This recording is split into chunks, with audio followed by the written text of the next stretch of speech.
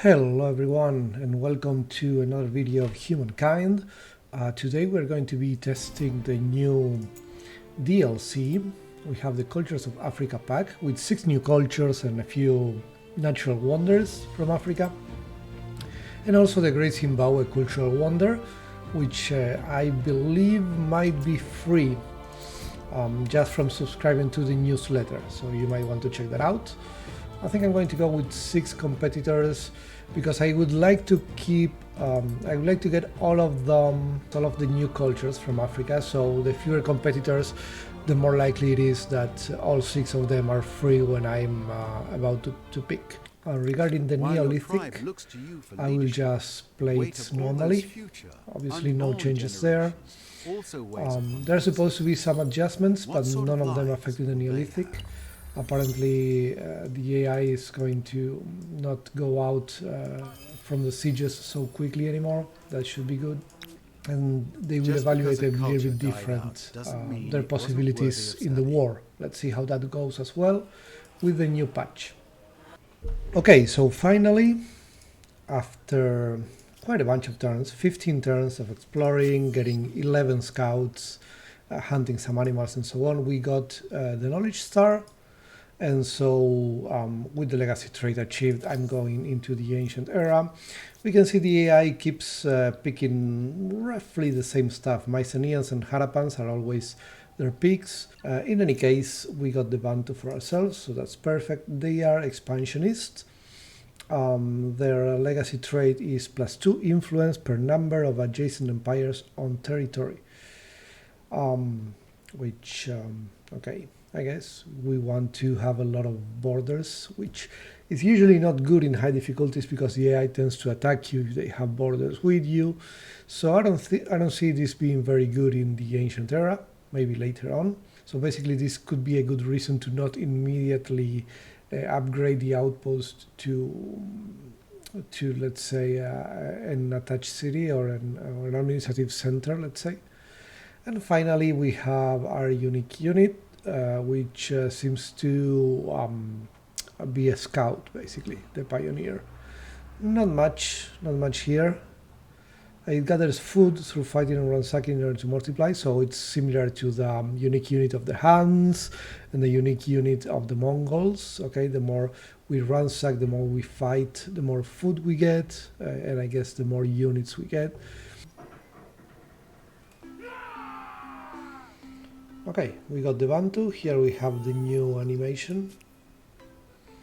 And instead of scouts, we have the pioneers. So yeah, this unit replaces a scout, as we imagined.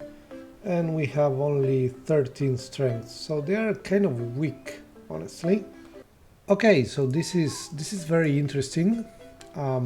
We can see here that we still have food after the Neolithic era, which we shouldn't have. We should only have this type of curiosity, but we're getting food. I think that's because I'm having this specific culture, and it's allowing me to get more units just by finding curiosities. So imperialistic culture at the beginning of the game is not so bad anymore because now the expansionist era stars are not so difficult to get. So that is a good point for our new African friends. Well, we have noticed now that with the Bantu, if we want to create an outpost claiming territory, what we need is 4 units. So we need a full army of these fellas, right? So we're going to do that. I wouldn't want to waste this guy who is upgraded, I mean who is a veteran. But I think I'm going to do it nonetheless, because I don't upgrade to very strong units, so it's not a big deal. And I want to try this new ability. So the outpost, I'm going to do it in this cold region because it's already adjacent to my main city. And if I eventually have a city here or here, it would also be adjacent to that territory. So it will give me extra food all over the place.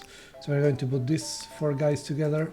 That's why you want to keep getting more and more of them with the food, just to get more outposts for free without spending any influence. Okay, we keep increasing our units. We just got some food out there, and now we have 2 pioneers instead of just 1.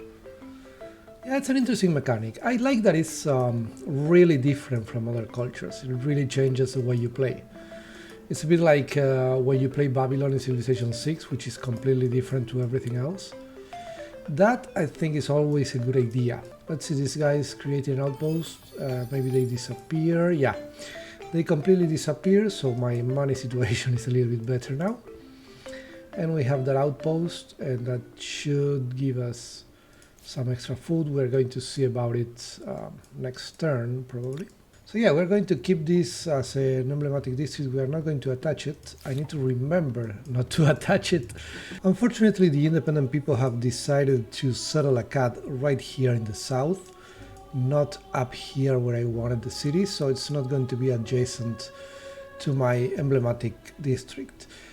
And this is, I think, a limitation of this culture, because in the ancient era, it's a lot easier to conquer your second city from the independent people than it is to actually settle a second city. So you don't always get to plan where your second city is going to be. And here, whenever they settle a new city, I'm also going to take it. And then, yeah, then I could put an emblematic district in this land, and it's going to be adjacent to the two new cities, and it's going to also give them food. So it's going to be good either way. We have enough guys to get a new emblematic district, so it's totally fine. Well, as you can see, I did conquer this city in the south. They did settle it. And now we do have a border with the Egyptians, which could be a problem, but they are already starting to get a border here with the Hittites. The Hittites are more aggressive, so hopefully the Hittites will attack Egypt before I get into any kind of trouble, because I'm not building any archers so far. And then I put these two experienced guys together, and the four non-experienced guys, they don't have a star for veteran, together, because we are going to use them to claim a territory, which is going to be this one.